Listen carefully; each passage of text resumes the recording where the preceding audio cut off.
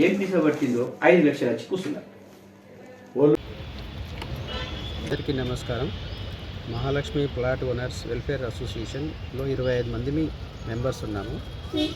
మాకు ప్లాట్లు పర్మిషన్ గురించి 22 సంవత్సరాల నుంచి ఇబ్బంది పడుతున్నాము.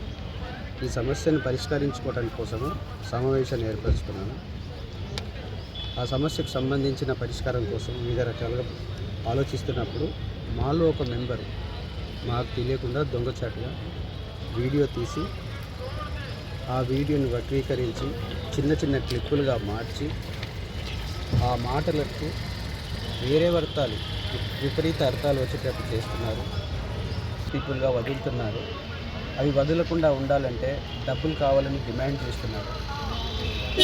మా ప్లాట్లకు సంబంధించి పర్మిషన్ రావాలని మేము ప్రయత్నం చేస్తుంటే మాకు ఈ భయభ్రాంతులకు గురి చేసి మమ్మల్ని ఇబ్బంది పెట్టినందుకు అందరినీ కోరుకునేది ఏంటంటే, ఏ నాయకుడిని నిందించలేదు, మమ్మల్ని ఏ నాయకుడు కూడా డబ్బులు అడగలేదు. కొందరు నాయకులు వాళ్ళ రాజకీయ లబ్ధి కోసమో మరి ఇతర కారణం కోసమో వీడియోలను రిలీజ్ చేస్తూ మమ్మల్ని ఇబ్బంది పెడుతున్నారు. మెంబరు బీజీ ప్రకాష్ మెంబరు ఆయన కొడుకు పెంటుసా కలిసి రికార్డింగ్ చేశారు.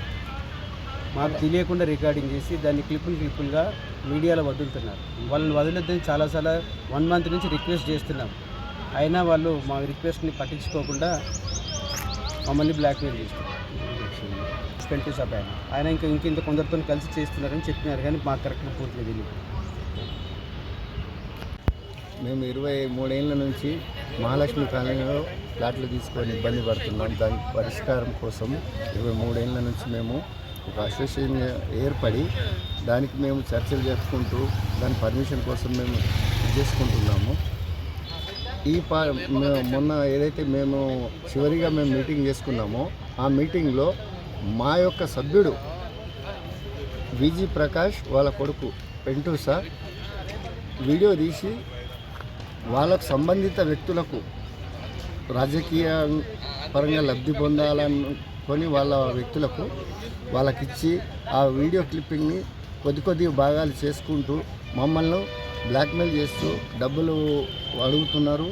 మళ్ళీ 10 లక్షలు ఇవ్వండి, 20 లక్షలు ఇవ్వండి, మేము వీడియోలు తీసేస్తామంటూ చెప్పడం జరుగుతుంది. ఇక్కడ కూడా ఒక 1 రూపీ కూడా మాకు అడగలేదు. వినయ్ కుమార్ రెడ్డి గారి దగ్గరికి పోయినాం, పైడి రాకేష్ రెడ్డి గారికి విన్నపం తెలుపుకున్నాము. మేము జీవన్ రెడ్డి సాబ్ గారికి కూడా గతంలో తెలుపుకున్నాము. న్యాయం చేస్తామన్నారు. న్యాయంగానే పోరాడుతున్నాం. ఇళ్ళ నుంచి మాకు తెలియకుండానే మాలో ఒక వ్యక్తి ఇలా చేయడం వల్ల మేమందరం కూడా చాలా బాధపడుతున్నాం. మరి అదే కాకుండా రాజకీయంగా ఎవరైతే ఉన్నారో వాళ్ళ రాజకీయ కక్షల కోసము ఈ వీడియోను ముక్కలు వేస్తూ వీడియోను రిలీజ్ చేస్తున్నాం.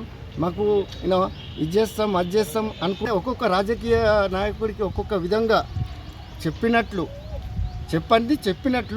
దాన్ని వక్రీకరిస్తూ ఒక్కొక్క రకంగా ఇబ్బంది పెడుతున్నారు. అందరికీ ఇబ్బందికరంగానే ఉన్నది ఇది. దయచేసి